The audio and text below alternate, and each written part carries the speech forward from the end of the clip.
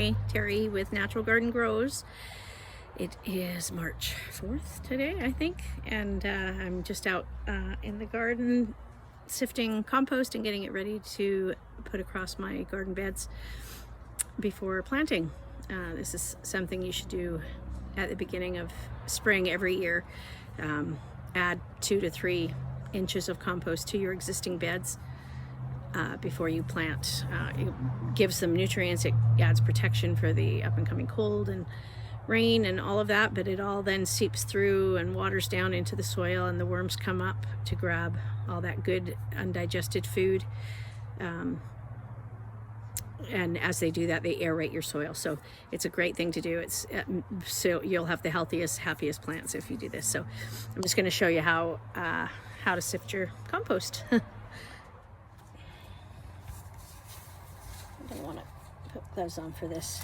You're going to have to get your hands in there. Unless you want to get your hands dirty, go right ahead. But it's a bit cold out here yet. So it's too cold for my little fingers right now. So this is one of those, I don't know what they call them, barrel or tub style composts. It goes like that normally, but this middle section comes off and all the compost is in the bottom. I've already filled up most of a garbage can full from everything that was in here, so I'm just going to show you the final stages. And if you don't have one of these, you should probably get someone to make you one. It's just a great little sifter. I can sit on a chair while I do it, so it doesn't hurt my back too much. And you just get these little, this little sifting screen. You can also use a hardware cloth, which is like a little tiny square for sifting, like this. I don't know if you can see.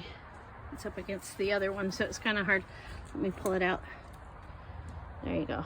You can use that as well for sifting, but it's got a little bit bigger hole, so I like this one better for finishing compost. Okay.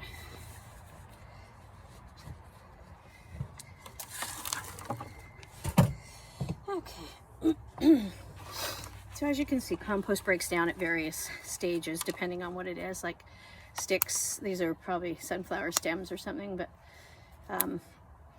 they're soft. They've broken down somewhat, but not enough to put in my finishing compost. So I just kind of throw these things back like pine cones. Just break it up a little bit, throw it off to the side so that I can put it back in the compost when I'm done here, and it can continue to break down. But for now, I just want all the nice soil to go through, all the nice fine stuff. And you're going to find stuff in your compost because nobody's perfect, right? I don't know where this little green thing came from, but there's little bits of plastic. There's a string in there from, I don't know what that's from. All my tea bags, they kind of partially break down, but you're left with this little mesh thing from the tea bag, so I take that out.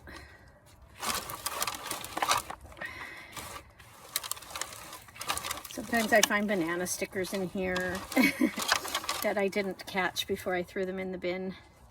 You're also going to find little critters, which are really good. They're doing their job. So you can see that little millipede there. I don't know if there he goes. Oh, you want to keep him in there. He's doing a good job breaking everything down. Okay, so you can look quickly. This actually goes down through the holes, right? And anything that doesn't fit will just stay on top. I just keep continuing to go around in a circle, kind of pressing down any lumps that might break down and go through the hole. But the rest are just sticks and twigs and tea bag paper. So I'm just going to toss that over. And it's as simple as that. And now I'll show you, I'll take the tray off and I'll show you what it looks like down below in that garbage can. Okay. So this is the finished product. So this is like a big, full-size household garbage can. And I got almost a full bin. Look how nice that is. This is the finished product. It's beautiful. And it's ready for my garden. Okay. So that's ready. That's all ready for my garden. I'm really happy with the amount that I got in there. So that's been in there mostly. We did plant it or plant it. We did put the compost in place a couple of years ago. So some of it's from then. We just added to it all last year as well because I was trying to get it up quite full. So it actually came up, I would say it was almost 3/4 full when I stopped putting compost in there. So that's the thing about compost. When you have these tubs or other sort of containment things that you use for compost, you have to at some point stop adding compost to it so it can continue to break down over the winter time and be ready for you in the spring. If you just keep adding, you know, more greens and more browns and more greens and more browns, it's all going to break down, but it'll never be ready enough for you to use it. You'd have to sift through a lot of big you know, big chunks of food and stuff like that. And as you saw through this, there was no chunks of food. It was all sticks and twigs and pine cones and stuff. All the food has broken down. This is all the food. So we put all our kitchen scraps in here. You know, banana peels, potato peels, everything really. All the green scrap from the garden at the end of the year when I clean out the beds, that all goes in here. You know, leaves and straw and you know, seaweed from the ocean. I go down to the ocean and grab some seaweed, just anything, and it just will eventually break down and give you this beautiful, beautiful compost to feed you and your family. So even if you don't have a whole lot of space, try doing it. Those little those barrels, those tubs, like this is one right here. You know, if you have any sort of a backyard, you've got room for one of those. So why not? I mean, you've got garden waste, you've got food waste, and what are you putting it out at curbside collection for somebody else to use? Like, crazy, right? And if you don't have a large space, you could always do worm composting. So you can get like a little worm bin. You can make them. There's YouTube videos. I've put out a YouTube video actually on my channel on how to build a worm compost.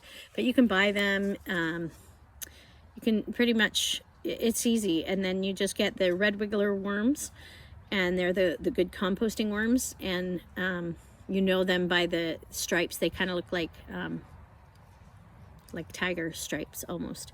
And they're masters at breaking down food matter.